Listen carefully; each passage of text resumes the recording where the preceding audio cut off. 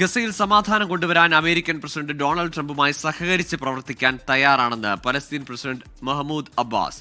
ഐക്യരാഷ്ട്രസഭ ജനറൽ അസംബ്ലിയിൽ പങ്കെടുക്കാൻ അമേരിക്ക വിസ നിഷേധിച്ചതിനെ തുടർന്ന് വീഡിയോയിലൂടെ സംസാരിക്കുകയായിരുന്നു മഹ്മൂദ് അബ്ബാസ്.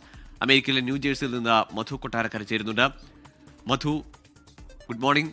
നേരത്തെ തന്നെ ഈ മഹ്മൂദ് അബ്ബാസിന്റെ പ്രതികരണം ഉണ്ടായിരുന്നു. ഹമാസിനെ മാറ്റി നിർത്തി ഒരു സർക്കാരൊക്കെ രൂപീകരിക്കാൻ തയ്യാറാണ്, ഹമാസാണ് അവിടെ സമാധാനത്തിന് വിലങ്ങുതടിയാവുന്നത് എന്ന തരത്തിലുള്ള US പ്രതികരണത്തിന് പിന്നാലെ ഇപ്പോൾ കടുത്ത നിലപാടുകൾ US സ്വീകരിക്കുമ്പോൾ പോലും ഇനിയും അവിടെ ഒരു സമാധാന സാധ്യത തേടുകയാണോ പലസ്തീൻ?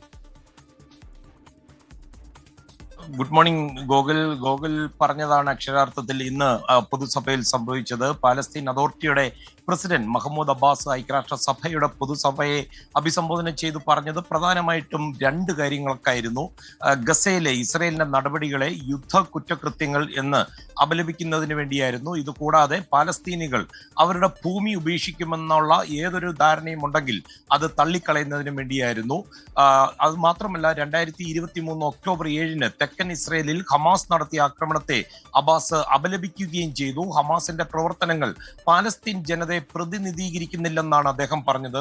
ഗസയുടെ ഉത്തരവാദിത്വം ഏറ്റെടുക്കുവാൻ പാലസ്തീൻ അതോറിറ്റി തയ്യാറാണ്. യുദ്ധത്തിന് ശേഷം ഹമാസിന് ആ പ്രദേശം ഭരിക്കുന്നതിലൊന്നും ഒരു പങ്കും ഉണ്ടാകില്ലെന്ന് മഹ്മൂദ് അബ്ബാസ് ഉറപ്പു നൽകുകയും ചെയ്തിട്ടുണ്ട്.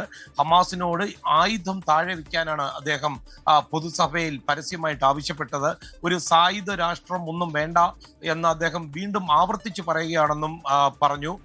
ഈ UN പൊതുസഭയുടെ പിന്തുണയോടെ ഒരു സമാധാന പദ്ധതി നടപ്പിലാക്കുന്നതിനായിട്ട് US പ്രസിഡന്റ് ഡൊണാൾഡ് ട്രംപുമായിട്ടും സൗദി അറേബ്യ, ഫ്രാൻസ്, അതുപോലെ ഐക്യരാഷ്ട്രസഭയിലെ മറ്റ് രാജ്യങ്ങളുമായിട്ടും ഒക്കെ സഹകരിക്കാൻ തയ്യാറാണെന്നും അബ്ബാസ് പറഞ്ഞു. ഗോകുൽ, പക്ഷേ അതേസമയം ഈ ഭരണത്തിൽ ഹമാസിന് ഒരു പങ്കും ഉണ്ടായിരിക്കില്ലെന്നുള്ള മുഹമ്മദ് അബ്ബാസിന്റെ പ്രസ്താവന ഹമാസ് തള്ളിക്കളയുകയുണ്ടായി. ആയുധം താഴെ വയ്ക്കുവാൻ ഉദ്ദേശിക്കുന്നില്ലെന്ന് ഹമാസ് പറഞ്ഞു. ഗസയിലെ കാര്യങ്ങളൊക്കെ അവിടുത്തെ പാലസ്തീനികൾ തീരുമാനിക്കട്ടെ എന്നാണ് ഹമാസിന്റെ നിലപാട്. ഗോകുൽ. ശരി, മധു കൊട്ടാരക്കരയാണ് ന്യൂജേഴ്സിയിൽ നിന്ന് വിവരങ്ങൾ നൽകിയത്. ഏതായാലും മഹ്മൂദ് അബ്ബാസ് നേരത്തെയും ഹമാസിനെ തള്ളി പറഞ്ഞിരുന്നു, ഇപ്പോഴും അത് ആവർത്തിക്കുകയാണ്. പക്ഷേ പലസ്തീൻ വിട്ട് ഇനിയൊരു പലായനത്തിനില്ല, അല്ലെങ്കിൽ അവിടെ വിട്ടു പോകുമെന്ന് ആരും പ്രതീക്ഷിക്കുന്ന എന്നുകൂടി അദ്ദേഹം പറഞ്ഞു വെക്കുന്നുണ്ട്. ലോകത്തെവിടെയായാലും ഏത് സമയത്തും 24 വാർത്തകളും ഓഗ്മെന്റഡ് റിയാലിറ്റി പാക്കേജുകളും എക്സ്പ്ലെയിനറുകളും വിശദമായി കാണാൻ ഞങ്ങളുടെ YouTube ചാനൽ നിങ്ങൾക്ക് സബ്സ്ക്രൈബ് ചെയ്യാം.